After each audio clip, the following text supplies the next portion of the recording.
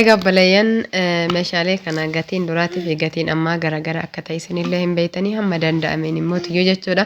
Meeshaalee as keessa jiran kan dabalee fi kan hin dabaliin akkasuma meeshaalee babbareedaa kwaalitii ta'an siinii bunaa tahee akkasuma meeshaa mana keessaa meeshaalee biffee kan itti fayyadaman jechuudha. Gatii isaa wajjin itti dhiyaadhaa isiniin jedha. Firiiji waan feetanitti naqattanii firiijii kaawullee hin taatin isiniin jedha. Fire tanamu fireen shanii qarshii kuma firee shanii birrii kuma takkaan bittanii maatii keessan sabiraayisiin gootan yookaan obboleen biffee keessan kaattani. Obboleetii tootaniin qabaachuudhaaf gammaduu ati waan guumtu sittiin sabbaree awwaa hedduu qaalii tooyaa qulqulluu yaatan akkaan najjabduu. بسم الله الحمد لله الصلاة والسلام على رسول الله صلى الله عليه وسلم. السلام عليكم ورحمة الله وبركاته. وروني أمن تابر اللي أشما هركفون جر جرتو بليان كينا وروني سقليه كان لقيتم بقرب بساتي كان نسنجا جتشا يقب بليان كيا سلا واي سنجا فتله ركبوتي باجي أججت سلا قراتش كان وان قراتش تيف جبتني بو كنوتو من رجل بريدا كانك أبا يو كانت ترنك أن أدين كني قراتش رانين ديما maaliif baay'inaan booruma kana waan akka warqii kana ajajattan isiniin jechaa fi isiniin jedha balayan tiyya. Egaa balayan mee laayikii tuqaa laayikii numa takkaayyuu isiniin miidhu warroon seentan jechuudha. Yaadallee naa kenna akkasumallee laayikiin akkuma viidiyoon nama biraa ga'u taasisa. Laayikii nu tuqaa amma dandeenye walaa jajjabeessinuun isiniin jedha. Siinii fannooti eegas immoo rakabootii ifaatii fi rakabootii gurraacha kana waan jedhaniin bichaa hin beeku. Akkas balayan kiyya viidiyoo kana sagalee irratti qabaa jira. Sagaleen daa'imman tiyyaa keessa buutella asumaan afwaan inni isiniin jedha.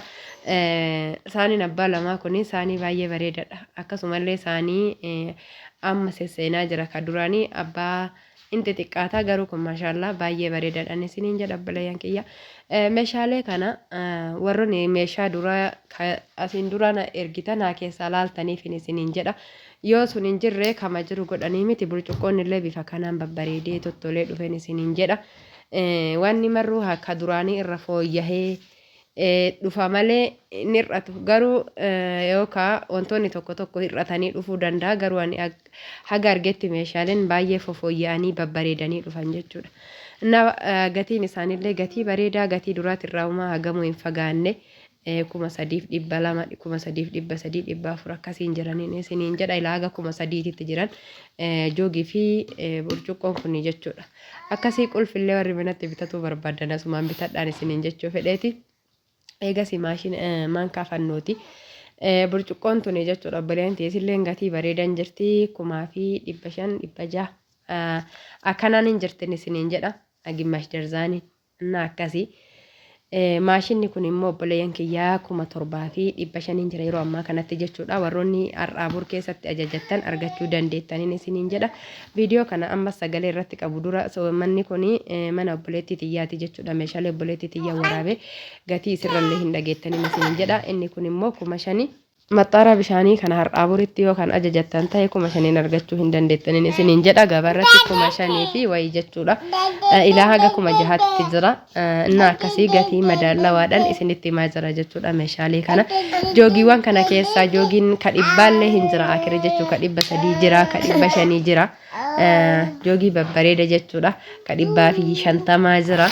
Na akkasin isiniin jedha akka joogitiin ka mana keessa fayyadamanii akkasuma isinillee joogii bilillee yeroo hunda gadi fuudhanii kanneen mana keessa fayyadamuu dandeettaniin isiniin jedha obboleeyyan kiyya. Obboleeyyan kiyya saarbisiin kun sarbisoota hedduu as jira isa keessaa kanan natti bareede. Tarii doogiin namaa kun filannoon ilma namaa kun garagara mee laala. Saarbisiin kun aramaadidha obboleeyyan saramiika fakkaatami. Maashaallah baay'ee mirxiidha baay'ee natti bareedee jira isinitti illee akka bareedu abdii qaba. Warroonni ajajachuu barbaadan osoo hin dhumne heloo nuun jedhan isiniin jedha. Saarbisii baay'ee bareedduudha. Gatiin isii akkanatti meeqa? 1,200 argachuu dandeettaniin isiniin jedha. Har'atti osoo gaafa inni dhume osoo hin taanetti jechuudha. Har'aan tana gaafa inni jirutti. Egaa mee kanallee dadhabdus na agarsiisi. Isaaniin kun amma dhufe ka duraanii akkanallee tahee jechuudha. Bakka kun dura jira haga tokko ture kun immoo amma dhufe akkasimi guddaan kun namoonni gariin waa guddisee naquu kana jaalataa miti mee maashaallah tabarakallah tokko karuuzaa tokko immoo ka qaywaxii afaan oromooti maal jedhama waxii diimaa edaanuu akkanaan bar amaariifuma kanaan beeku akka badesanittu isa haasaya mee ammas tana saarbisii tana jechuudha silleen saarbisiidhami warroonni obboleen kee saarbisii duraanii na ergitan mee ta'amma jirtu tanniin keessaa laalladhan isiniin jedha namoota hedduu soqee hin argu jechuudha takka isin mee agarsiisita takka isin ergitanii jechuudha wantoonni amma gabarra jiran kanniini na akkasii firee sadii jechuudha ruuza fillee wantoota akka baqa waa hedduu fillee taati jechuudha burcuqqollee asirra kaatu hin taati ruuza fillee taati akkasimi abbaa waan barbaadetti fayyadaman isiniin jedha tunillee saarbisii maashaallah saarbisa isinitti agarsiisaa jira waan natti tole ammallee qurxummii argitanii zirgi qurxummiidhaan jechuudha saarbisiin isii qurxummiidhani isillee irraa baaftanii akka kinoo biyya arabaatitti yeroo rattabnu waan garagaraatti rattabdan sanitti waa baay'ee isin fayyaddi bifa tanaanin isiniin jedha argitanii qurxummii tan maashaallah tunillee sanuma inni akkasin isiniin jedha inni kunillee sanumaan gugurdaadha isiniin jedha boleyanki amma danda'e immoo gatii waliin isinitti hima kadadhabe immoo tuyyuu garuu gatiin obboleeyyan kiyya kan har'a jiruun bor jiraatu ni dhabuu danda'a isiniin jedha mee warroonni jechuudha maatii keessanii waan xiqqoo sabiraayisii godhu barbaadanii wantoota akkana amma kun birrillee baay'ee guddaa isiniin gaafatu immoo tuyyuu maashaallah mana ofiitiifuu baay'ee taa jechuudha mana ofiitiifuu baay'ee isin fayyada maaliif mee kidaanii tana laala obboleeyyan firiiji waan feetanitti naqattanii firiijii kaawullee hin taatin isiniin jedha fire tanamu fireen shanii qarshii kuma firee shanii birrii kuma takkaan bittanii maatii keessan sabiraayisiin gootan yookaan obboleeyyan biffee keessan kaattani ji'a muraasan booda immoo kanaan hin jiru jechuudha firee shanii birrii kuma kana jechuudha dhugaanummaayyuu hawwisiifte akka yookaan fudhadhe galaani na akkas obboleeyyan mee xiqqoo fi guddoodha tun akkasii mooluma qixasa xiqqoo fi guddoodha amma tuni taruuza yoo taate tun tawaxii diimatiin isiniin jedha akkasii obboleeyyan maashaallah warroonni ajajataa jirtan dhaqqabadhaa isiniin jedha meeshaan kuni mana obboleettii tiyyaatii waan barbaaddan as keessa laalladha kas keessa hin jirrellee ajajaanillee isinii fiduu dandeetti mana sistarii kiyyaatti isiniin jedha ka jiru ajajadhaa kan jirrellee xalabadhaa isinii fiduu dandeenya isiniin jedha obboleeyyan kiyya akkasii egaa obboleeyyan kiyya rakabootiin kuni kibbiidhanii rakabootii baay'ee bareedaa tokko mul'adheenillee rakabooti kana bitannaan uummata akka waan daawwitii soqatu deemuuf hin jiru achuma keessatti olaalan isiniin jedha gatii isaallee isin na biraa gabbaatee gaafadhe isinitti himaa isiniin jedha joogiin kun immoo baay'ee bareedaadha akkanuma jira wallahi akkasii namoota hedduu biteefillee jira warroonni barbaadan heeloonuun jedha isiniin jedha farmuuzonni kun ka biyya keessati kunniin immoo ka biyya alaati kun immoo ka duraa duubni isaa qorqoorroodhaati isiniin jedha mee obboleeyyan kana hoo maashaallah tabarakallah baay'ee ulfaatallee jechuudha farmuuzii baay'ee kawaalitii taheedha warri barbaadan heeloo jedha isiniin jedha amma immoo tuyyuu gara shakilaa isin deebis gariin immoo obboleeyyan kiyya akkanumatti haalaaltanii itti buhartanii fi garii ka barbaadan hin ajajatanii yookaan maatii keessanii ajajuu dandeettaniin isiniin jedha distii tana dagattanii mi amma yoon isin warri biyya alaa kun dagatta kinootoo maxbashalleen hin jira distiin duraanii tunillee hin jirti isiniin jedha akkasii ka obboleeyyan kiyya mooyyee tanallee dagachuun ooltanii hinoo kurreef haa qabdii amma tasibiilaa sun kurreen qabdu tullaala waan isiin qabdu akkasii obboleeyyan kiyya yeroo viidiyoo kiyya laaltan akka seeqattaniif bakka isin sesseeqachiisaa akka kiyyatti akkasii itti aansee immoo tuyyuu kunneen maali jabana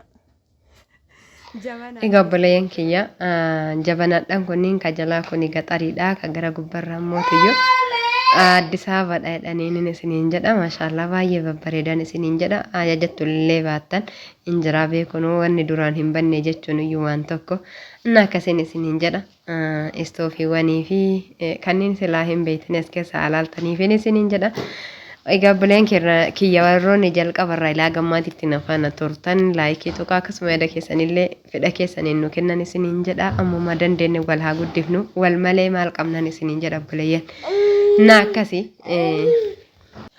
egaa buleen kiyya kanatti aansee seeniiwwan tunniin illee gatiin isaanillee gatii baay'ee madaalawaadha.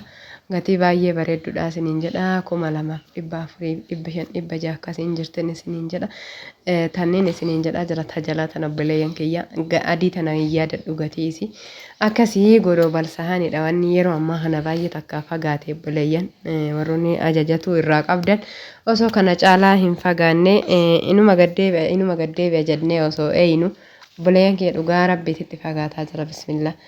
Akkasii siiniiwwan isinitti agarsiisu ture. Siiniiwwan immoo baay'ee akka meeshaa kaaniniititti baay'ee hin daballe garuu isinlee haga tokko dabaltee jirti. Duraanuu tunniin widdiidha waan taateef ana ka dhugatti na rifachiise goloo balsaanii kana jechuudha bicaa fi adii kanneen jechuudha. Maaliif akka inni akkatti dabale bismillah hin beeku. Mee obboleeyyan kookisitti akkasuma isaanii keekiif jechuudha zirgiiwwan tuni baay'ee bareedduudhaan isiniin jedha. Bifoonni kunniin ana garuu baay'ee natti tolan. Filannoon namoota ammoo garaagara namni gariin kana hin fedhu jechuudha filannoo kana. Inni akkasii mee as keessaa warroonni ajajataa jirtan lattaniif hin waraabeen isiniin jedha. Akkasii zirgiiwwan illee akka isaaniin kookisiitii fi akkasuma meeshaaleen kunniinis akkanan isiniin jedha buleeyyan kiyya kana kanatu jira kanneen amma jiran keessa laallachuu dandeettaniin isiniin jedha. Akkasii buleeyyan kiyyaa amma markajii aannaniiti jechuudha. Aannaniifillee buna danfifamee itti naqameefillee isin nama fayyadin isiniin jedha buleeyyan kiyya. Akkas inshallah rabbiin amrii hunda haa laaffisu buleeyyan kiyya warroonni jalqabarraa gammaatitti turtan akkuma dura isiniin jedha galatooma ulfaadhaa jazaakumullahu anni khayral jazaa isiniin jedha. Ulfaadhaa ulfinni isinirra haa turu viidiyoo kana laayikii godhaa yoommoo hanqinni jiraatillee hanqina kenna nutti himanii sirreeffannaa ilma namaa kuni kaa guutuu miti guutuun rabba laalamiina qofaa isiniin jedha. Akkasii buleeyyan kiyya. Rabbiin amrii nutti jajjabaatte hundaa haa laaffisu maal isinitti agarsiisuu barbaade beeytanii meeshaaleen kunniin ka shorbaatii joogiin kanneen illee istoofii guddaan rabbi istoofii bareedaa kan isinitti agarsiisu edha. Yeroo baay'ee jechuudha gatii gad-aanan meeshaa xiqqoo binnee jechuudha gatii gad-aanan binnee 2-3 deebinee biturra eega binnee huma guddaan binnee waan umrii qabaa bituu wayyaa isiniin jedha umrii namaatu waga turu rabbi beeka akkana jechuun kiyya zalaalam ta'a osoo hin taane istoofiin kun qarshii 10,000 isiniin jedha sadarkaa tokkoffaan akkasumallee baay'ee beekamaadha. Akkasin isiniin jedha maashaallah hedduu bareedaadha hedduu namatti tolalleedhaan isiniin jedha warroonni irraa qabdan as keessa laallattanii ajajatuu dandeettaniin isiniin jedha buleeyyan jazaakumullahu khayran. Viidiyoon kiyya kaardhaaf qabadhe kanuma sagaleen baabotiiti jallee keessa yoo buboota silaafuu yoo buboota iyyuu miti afwan isiniin jedha warri yuutuubaa kunillee sagalee daa'immaniin fedhanii irra nu waataranii itti nu himtaniin isinillee isiniin jedha. Assalaamu alaikum warahmatullaahi wabarakaatu.